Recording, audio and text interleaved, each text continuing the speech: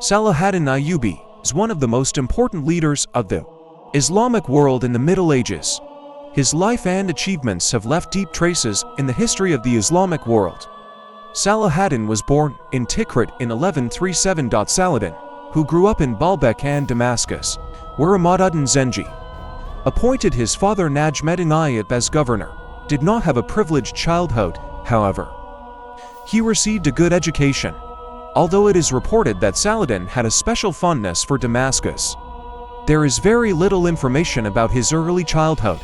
He was interested in religious lessons as well as military lessons at the same time. He was engaged in art and science. Salahaddin, whose father was a member of the Ayyubid Dynasty, began to receive military training at a young age. This training would shape his future leadership journey and prepare him for events that would change the fate of the Islamic world.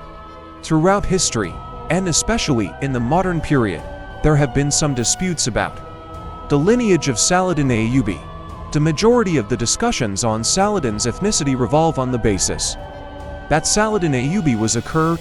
Salahaddin Ayyubid, according to the general opinion, is a Kurd, according to the famous medieval historian Ibn Khaldun.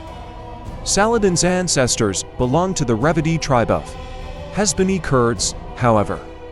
Ibn Khaldun used the expression Salahaddin Ayyubid al-Kurdi when talking about him in his famous work, the Bible. In the early stages of Salahaddin's life, the political and military situation in the region was quite complicated. There were many small states and dynasties in different parts of the Middle East. This situation led to the frequent outbreak of conflicts in the region and instability prevailing. Salahaddin grew up in this complex political environment at a young age and learned how to be successful in this environment. Salahaddin's career began when he entered the service of Sultan Nureddin Zengi. Nureddin Zengi was an influential leader in Syria and the surrounding regions, and was continuing his efforts to unite the Muslim forces in the region.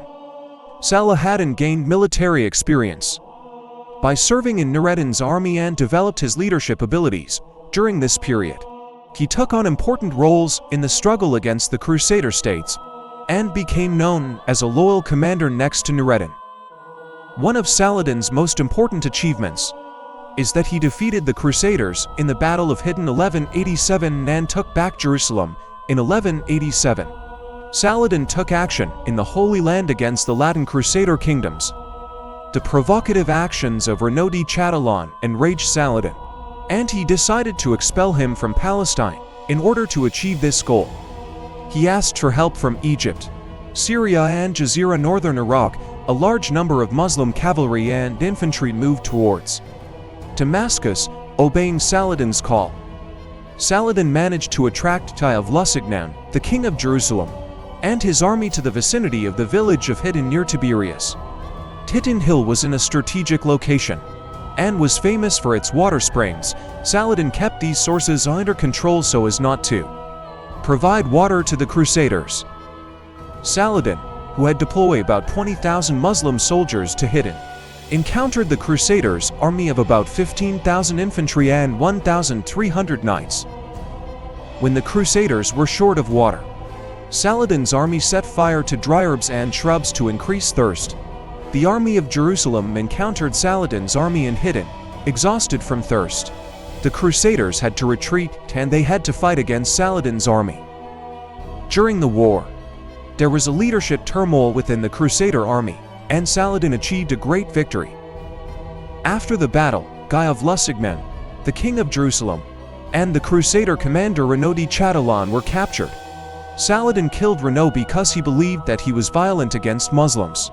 However, he treated Guy of Lusignan well, stating that it was not the custom to kill the king. The Crusaders suffered great losses as a result of the Battle of Hattin, which allowed the Muslims to capture most of the Kingdom of Jerusalem. Thus, important cities such as Akka, Beirut, Saida, Nazareth, Nablus, Jaffa and Ashkelon fell in 3 months. One of Saladin's greatest achievements was the conquest of Jerusalem on September 20, 1187. This victory ended the Crusaders' rule in the region and brought Jerusalem back under Muslim control. Salahaddin's victory was greeted with great joy in the Islamic world and put him in a leading position among the Muslim leaders in the region. In addition to Salahaddin's military achievements, it is also important that he is recognized as a just and tolerant ruler. The fact that he respects people from different religions and cultures and follows a tolerant policy has made him an important leader during his time. For example, after capturing Jerusalem, he ordered not to harm the Christian and Jewish people living in the city and ensured that the holy places were respected. This attitude led to his recognition as a just decider and great respect among the people.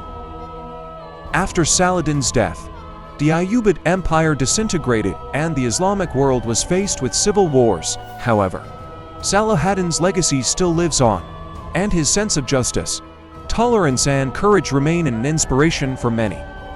Today, in many Muslim societies, his memory symbolizes unity and justice. At the same time, he is also remembered in the Western world as one of the important figures of the Crusades.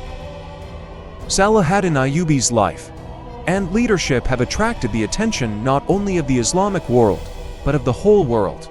Her story incorporates universal values such as courage, justice and tolerance. Salahaddin has inspired many people throughout history and has shown a way to those who want to follow in his footsteps. His story is part of the common heritage of humanity and will continue to be an inspiration for future generations.